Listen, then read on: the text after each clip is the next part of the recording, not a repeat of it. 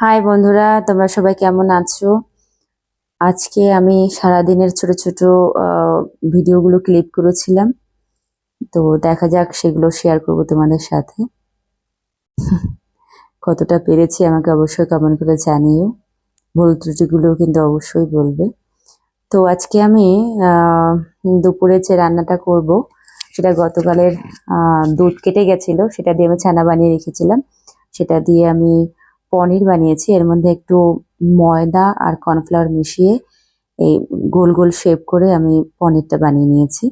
তো ওটা দিয়ে রান্না করব আমি।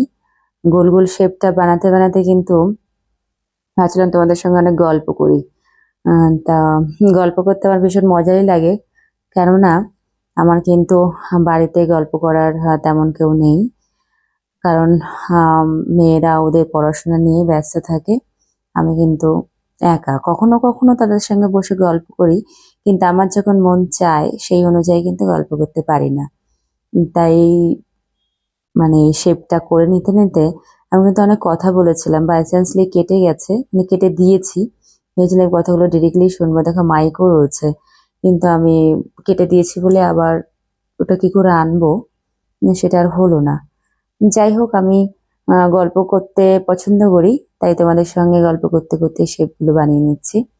আজকে পনিরের তরকারি করব আর শাক ভাজবো।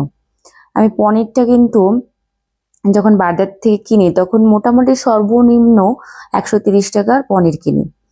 তো আমি আজকে 2 প্যাকেট দুধের যে ছানাটা করেছিলাম, তা মোটামুটি একটা তরকারি হয়ে যায়, আমাদের হয়ে যাবে তরকারিটায়।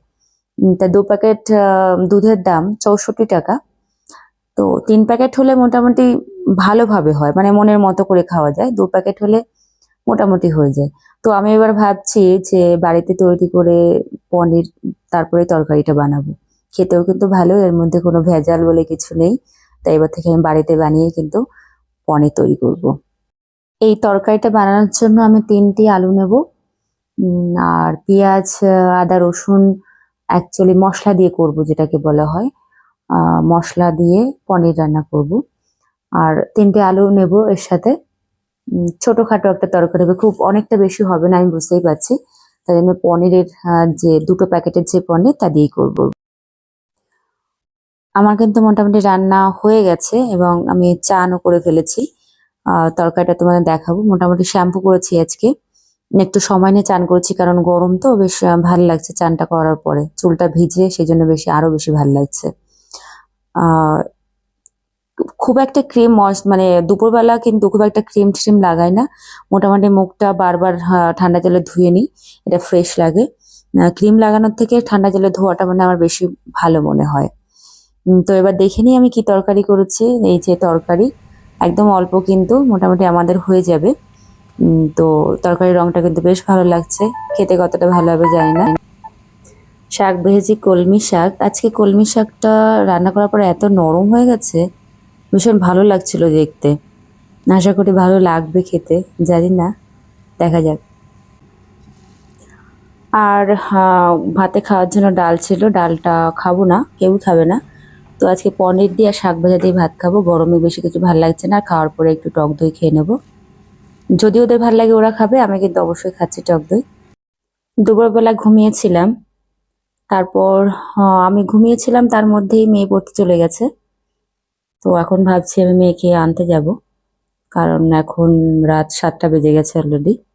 তো যেতে যেতে 7:30 বাজবে, সেই জন্য রেডি হচ্ছে, বেরিয়ে যাব ওকে আনতে। আর কিছু কেনাকাটা আছে, সেগুলো কিনে নিয়ে আসবো। অ্যাকচুয়ালি ঘর থেকে বেরোতে ইচ্ছে করে না, এত গরম, কিন্তু বাজারটা কে করে দেবে? বা আমার তো কেউ নেই, আমাকেই বাজার করতে হয়, আমাকেই যা কিছু করতে হয় সবকিছু আমিই করি। মাঝে মাঝে মেয়েদের বলি তোরা ফেরার সময় এটা ওটা কিনে নিয়ে আসিস, কিন্তু সবকিছু তো ওদেরকে দিয়ে আনা যায় না, তো আমাকে সেগুলো করতে হয়। আর সেগুলো করি খুশি থেকেই করি, কারণ আমি জানি যে কোনো কাজে যদি বিরক্ত হই তাহলে কিন্তু কাজটা ভালোভাবে হবেও না, এবং আমার মনের উপর বেশি প্রেশারটা আসবে। সেই জন্য খুশি মনে সব করতে থাকি, কারণ মনকে বোঝায় সবসময় যে এই কাজটা তোমাকেই করতে হবে। ওই জন্য আমার বোধহয় এখন অনেক ধৈর্য হচ্ছে, এবং সারদা মায়ের কাছে সবসময় প্রার্থনা করি, মাগো আমাকে ধৈর্য দাও, সবকিছু যেন আমি করে উঠতে পারি। কোনো কিছু যদি বিরক্ত হই, কিন্তু সেটা আমি দেখেছি যে আমি বিরক্ত হলে কাজটা কিন্তু আমাকেই করতে হচ্ছে, আর মাথায় অনেকটা প্রেশার নিয়ে ফেলি। তো ধীরে ধীরে সেই ধৈর্যটা কিন্তু অনেকটা বেড়েছে আমার। আর এখন মোটামুটি পাট করে কাজকর্মগুলো করি। আর মনে মনে একটা রুটিন সাজিয়ে নিই যে এরপর এটা করব, এরপর এটা করব। রুটিনটা সাজালে কি হয়, কাজের প্রতি কিন্তু অনীহাটা আসে না। আর কোন কোন কাজগুলো আমার রুটিনে রয়েছে সেগুলো বেশ সুন্দরভাবে হয়েও যায়। তাই এখন আমি আমার রুটিনটা এরকমভাবে সাজিয়ে নিয়েছি যে মেয়েকে আনতে যাবো, ফেরার পথে দুজনে মিলে নিয়ে আসবো। অনেকটা বেশি যদি হয়ে যায় তাহলে ও আমাকে একটু হেল্প করতে পারবে। তো এইভাবেই এখন বেরোচ্ছি। আমার ফিরতে ফিরতে ৮টা বেজে যাবে। তারপর বাড়িতে এসে দেখি রাতের বেলা কি খাবো সেটা চিন্তা করব। তো এখন যাওয়ার সময় খুব একটা মানে দুপুরবেলা চান করার পরে তো কিছু মাখা হয়নি, তাই সামান্য একটু ময়শ্চারাইজার লাগিয়ে একটু পাউডার ঘষে রয়েছে, কারণ মুখটা তো বিশ্রী হয়ে থাকে বাইরে গেলে, কিন্তু বাইরে যাওয়ার মতো মুখটা থাকে না। গরমের সময় মুখের যে অবস্থা হয়, ঘরের মধ্যে তো বারবার ঠান্ডা জল দিয়ে মুখটা ধুয়ে নিই, তো বেরোনোর সময় একটু পাউডারটা ঘষে নিই, ময়শ্চারাইজার সামান্য দিয়ে তার উপর একটু পাউডার ঘষে নিই, তাহলে মুখটা একটু ফ্রেশ লাগে। তো এখন রাস্তার মধ্যে অনেকের সঙ্গে দেখা হয়ে যায়, চেনা মানুষের সঙ্গে। খুব একটা ইম্পর্টেন্ট মনে করি না, তবু একটুখানি গোছানো মনে হয়। এই জন্যই যৎসামান্য একটু মুখে ঘষাঘষি করে বেরোতে হয়। আর চুলটা এত আঁটো-সাঁটো করে বেঁধেছি যেন ফুরফুর করে এদিক ওদিক বেরিয়ে না যায়, কারণ আমার চুলটা অনেকটাই ছোট। আর একটু সিরাম লাগিয়ে নিয়েছি যাতে চুলটা ওই ফুরফুরের মতো উঠতে থাকে। মানে চারিদিকে এত ছোট চুল হচ্ছে, না ছিঁড়ে ছিঁড়ে ছোট হয়ে গেছে বুঝতে পারছি না। প্রচণ্ড সামনে দিয়ে চুল ওঠে। মাঝে মাঝে তো হেয়ার বেল লাগিয়ে আটকে নিই। তা এত আঁটো-সাঁটো করে বেঁধেছি চুলটা খুব মানে ডিস্টার্ব যাতে না করে আমাকে। এখন কাজল-টাজল কিছু পরবো না। কাজল না থাকলে আমার চোখটা ভীষণ বাজে লাগে দেখতে। একদমই ভালো লাগে না, মনে হয় তাকাতে পারি না এরকম মনে হয়। আর এই টিপটা কম্পালসারি এখন লাগে, খুব ভালো লাগে এই টিপটা পরতে আমার। কিছু না সাজলেও যেন টিপটা পরি এরকম মনে হয়। আর একটু সিঁদুর লাগাই। আর এই টিপটা কিন্তু আমার বেশ পছন্দের হয়েছে। আমি বেশ কিছুদিন ধরেই লাগাচ্ছি। বেশ কিছুদিন বলবো না, মাস ৩ ধরে। তা মনে হয় যেন না, এটা আমার বোধহয় একটা আইডেন্টি, হ্যাঁ, ধরে নিতে পারি। তা আমার ভালোই লাগে। এখন আমি চশমা পরবো, হাতে ঘড়িটা নেব। হয়ে গেল আমার সাজ, আর ব্যাগটা নেব। আমার সাজ কিন্তু কমপ্লিট। এই হচ্ছে আমার সিম্পল একটা ব্যাগ, যেটা আমি সবসময় ব্যবহার করি। ব্যাগটা ভীষণ হালকা, ওর মধ্যে আমার মোবাইলটাও ধরে যায়। মেয়েকে নিয়ে বাড়িও চলে এসেছি, কিছু কেনাকাটাও করে চলে এসেছি। এখন আরেকজনকে নিয়ে আমাকে বইয়ের দোকানে যেতে হবে। সে বলছে যে আমার কিছু বই কিনতে হবে। তো না আর বলবো কি করে, বসতে না বসতেই বললাম চলো রেডি হয়ে যাও বইয়ের দোকানে চলো। দেখো আমি বইয়ের দোকানে চলে এসেছি।